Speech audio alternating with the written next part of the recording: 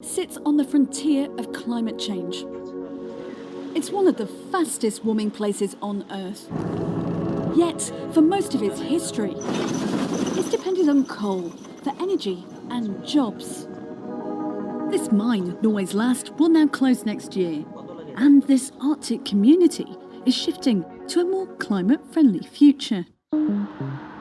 Ditching coal was the first step, and this power plant switched fully to diesel last year. When we run the diesel, it's almost half the CO2 emissions. That's including the exploration and production and the refinery and the transport up here. It's still a fossil fuel, so why do that? Diesel will be an interim period, just a step on the way towards more greener fuel.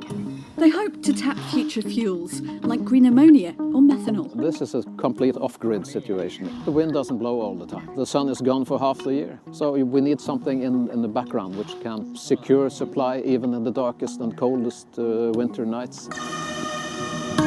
To help stabilise power, they've installed one of Europe's biggest batteries. Here we have 4 battery packages. They are controlling the voltage and the frequency of the distribution network. It also serves as a backup. You can store energy at night and you can use it during the day. All the diesel generators are off. We can run the whole city with the batteries for quite some time. Closer to the North Pole than the mainland, the remote town of Longyearbyen isn't connected to Norway's grid, making the move to cleaner energy much more challenging.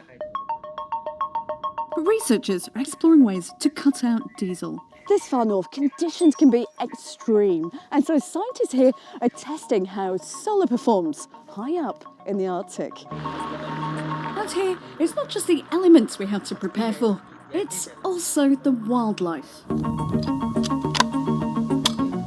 We are trying to study the potential of solar in the Arctic and document how much solar energy we can produce in order to perform an energy transition.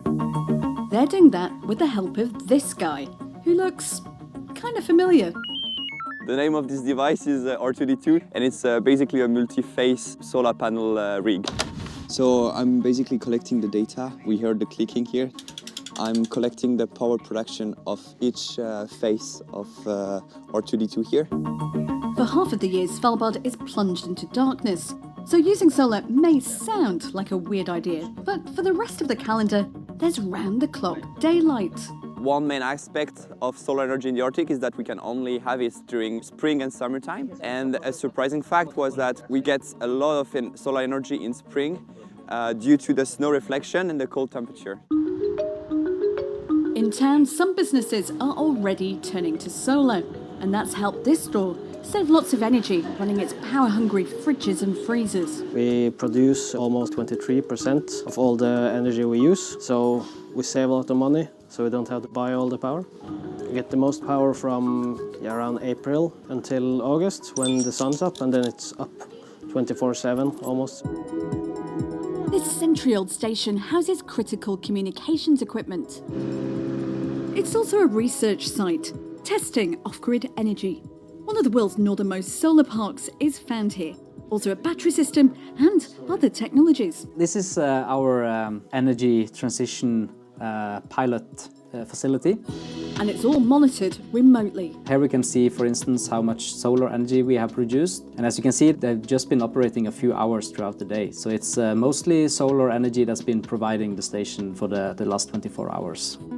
They plan to adopt a similar off-grid system in Longyearbyen, but on a bigger scale. So now we are running on diesel. We are looking into what could come after that. Solar could be a very good thing for the summer part of the year, and then you would need something else for the rest of the year. It's about choosing a hybrid system, combining different energy technologies. And there lies the big challenge. Scientists are also exploring how well wind works in extreme cold. And here they're testing geothermal. We have a thinner crust of the Earth here, so it's actually not that far down to get the warm temperatures in the ground. For us, heat is the energy we need the most. We use 3 times as much heat and electricity in the town. For the many Arctic communities living off-grid, the work here might help them cut down on fossil fuels and move to a more climate-friendly future.